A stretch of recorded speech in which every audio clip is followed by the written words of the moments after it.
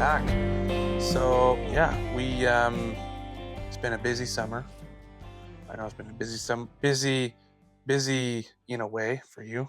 Yeah, Weddings and such, bike trips and more, farm yeah, stuff. But yeah, today we're just gonna be chatting about life, where the summer's been at, and um, but yes, it's been busy. Honestly, I still feel like we're in May, which is kind of tells you where I'm at. But it's been good, but it's also been just heavy because yeah, there's you know for myself in business, it consumes a lot of my life, which I enjoy because it's kind of a hobby to me at the same time. Because I enjoy business, mm, but it can be tough when you get challenges that are mountains, and and the complexity of things that I didn't really not didn't anticipate, but I'm just learning how to become better at, essentially, and work through that in a spiritual way too, and not just take it into my own strength, because that's tends to be what I do, and then I end up burning out faster. yeah. So Well, in your business, you were handling um, a lot of obstacles that were far beyond this year. Were far beyond your own control or your own making, right? definitely, And yeah, and trying to work your way yes, through those. yeah, exactly. So it's been very taxing. um and we've as we've talked about, we do a few bit different men's groups through the summer's been tough, but at the same time I do feel mentally and I could say emotionally I am more tired. But at the same time it's a weird dynamic of draining and filling my cup at the same time, and I don't really know how that works, or how to balance that. I'm learning how to balance that, or Yeah, at least I'm trying to. yeah. Um, It's interesting. Mark Buchanan has an interesting book, and it talks about seasons, seasons in our lives, and he correlates those with, um, the spring, summer, fall, winter, right? And in those seasons, we look at those, and especially here in our northern country, we get to fall and winter, everything just kind of rests, right? and mhm, and yeah. just goes dormant for the next year, and wait until that spring. And I think that, as in the uh, northern climate, the northern atmosphere, we almost wait for the opposite. We're waiting and waiting and waiting for summer to get here, and we're thinking, oh, that'll be our period of rest. And all of a sudden we're into it, and everything speeds up. Mm, And but those seasons that are in our lives, they can um, learning the seasons of rest, or learning the seasons of change, and so on in our lives. mm, mm, Um, and in the summer, there you've got your business that you're trying to do. You've got your, everything else that's really speeding up. And yeah. Well, on family holidays and like Mm. meeting with family and friends and stuff, because they've got time off, you want to spend that time, Yeah, but and you gotta, or at yeah, least yeah, you have to figure out how to spend that and take that time. But um it can be busy for show season too, so yeah. for at least for our business. But like, um when it comes to the season thing, that is what actually one thing I don't I probably haven't put it into words in a way, but for myself I've always understood that, and I've always thought sometimes those seasons are shorter. Mm, But I feel like something that just came to me right now, I honestly feel mm. like I'm trying to think like a farmer. I'm not a farmer. But if John was here, he would understand. There's a preparation for seeding. Then you Yeah, seed, then you wait for it to grow, and then you harvest, and then you're through the winter and you're prepping again. So I feel like since I've been out of high school, there's a few different things that happen, and then kind of into the season that I'm in now with the businesses that we're in now. It's like I feel like I've been prepping,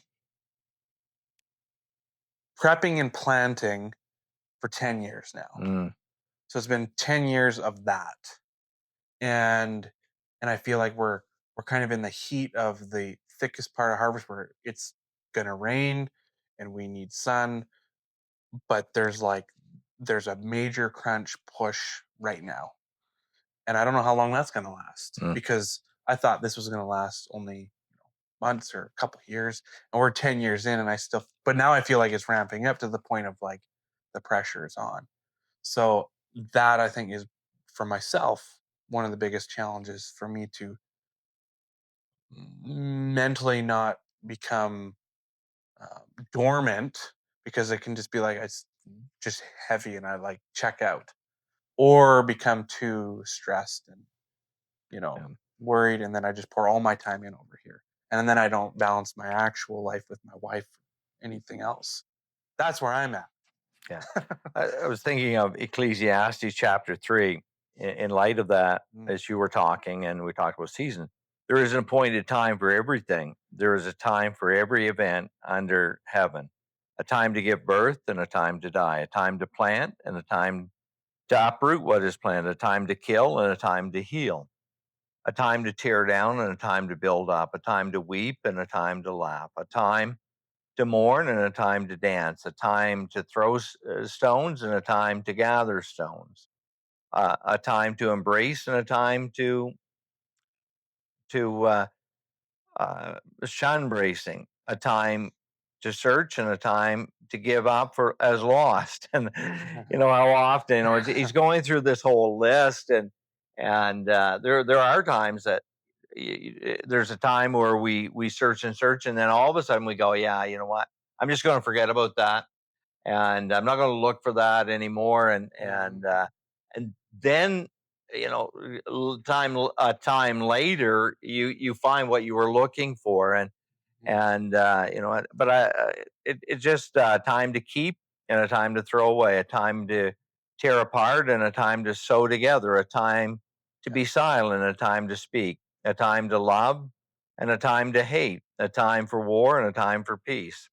And Mm, thinking about that, and this is that time in those seasons, right, in our lives, and as you're going through them, and mm, uh, for us, it's been a different season, a different time off from what was normal. But someone has said that nature hates a vacuum. So mm, whenever there's a time space, there's always something to fill that in, yeah. and we had Sherry and I were away. She was at the camp as a head cook, Mm, the teen wilderness camp at High Prairie Wilderness Camp, and it was a good time. It was a good season, but it's compact. mhm. It's a lot. Pack it in, Yeah, and then it's over. yeah, and that. But there's in watching those teens as they come and the season that they're in their lives and the questions that they have, right? And Mm. and um, Yeah, it's being slow in the moment to take that, but yeah, and those seasons, and many are going through those seasons. I think as they listen, what season am I in my mhm, life? What season? What season am I going through this summer? yeah. And and what is God's purpose Mhm, in this season? And you're talking about for 10 years you've been preparing for this season. mhm, You've been doing that and doing, all of these things and it ramped up and you're in this season now. mhm. And so how do you use that and maximize that season? Exactly, without burning out Yeah. and burning everybody else out. And then, yeah, well, that's essentially, I was thinking about that. I think there's a lot of pressure in our day and age, I'm sure there was different ages too, but like things in our world move ridiculously fast, or at least the illusion of that Mm, is that it does. Um, or society, and at least in my age group, there's a lot of pressure, and um, you know, you could call it I would call it the bro mentality, where it's like you need to do these 10 things to become successful fast. There's a lot of pressure mm, on men my age and younger, that are it's very like, um, what do you call it, health and wealth, or pressure on becoming successful, and to prioritize it above everything else. And so it's like, when that's hammered at you, I can filter through that, but when that's all you see, it becomes, you have to figure out how to cut that, and recognize, um, for myself, I look at least there's a pressure there for me, because it's like, okay, this is what I'm missing, or I should be doing. But then when I look at the book of, say, in Genesis, we're talking about Joseph, or even Moses, very, yeah, very similar on both of those stories. I come back to Joseph because there's a period where it's like all hope is lost. And he goes through a season of, what is it, 15 years? You know, yeah, or 10, 15 yeah, years, till he's like 30.